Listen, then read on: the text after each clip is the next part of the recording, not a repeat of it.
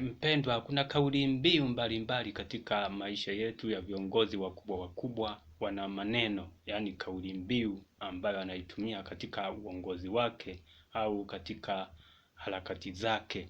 Leo napenda tuchambue hii kauli mbiu ya Rais hayati Magufuli. Kauli mbiu yake ilikuwa hapa kazi tu. Je, ulishawahi kuitafakari mpendwa?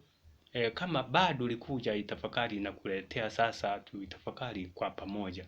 Mimi nimeshajaribu kuipitia mara kwa mara, nikagundua kitu na mimi napenda nikushirikishe.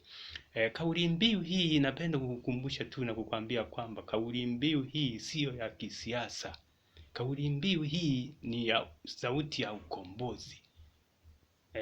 Hebu tuchambue. Neno la kwanza hapa.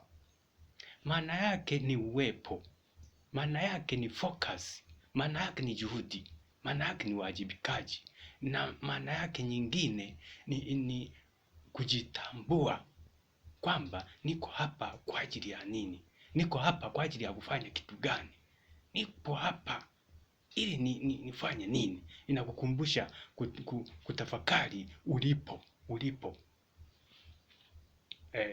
Hamasa ya kukukumbusha kujiuliza mambo hayo ambayo tumeyataja. Inatukumbusha kujibana na kujiumiza kwa ajili ya jambo muhimu fulani katika maisha yetu.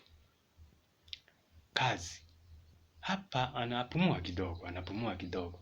Anarelax kwa sababu kazi kila mmoja anaifahamu. Ila tu anataka kukukumbusha basi ujibidishe kwa ajili ya shughuli zako.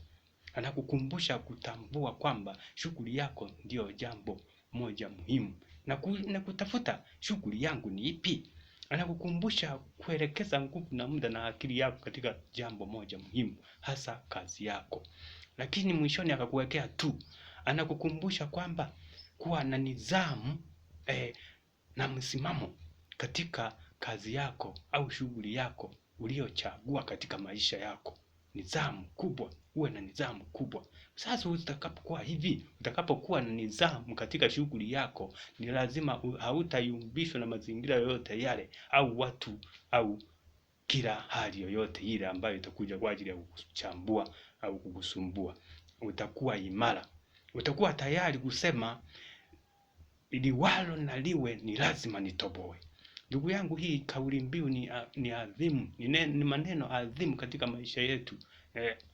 Alileta kwa kusudi maalum. Hebu na kuomba na wewe ujaribu kuichukua na kuitafakari, ili uitumie katika maisha yako, uone utaona matokeo.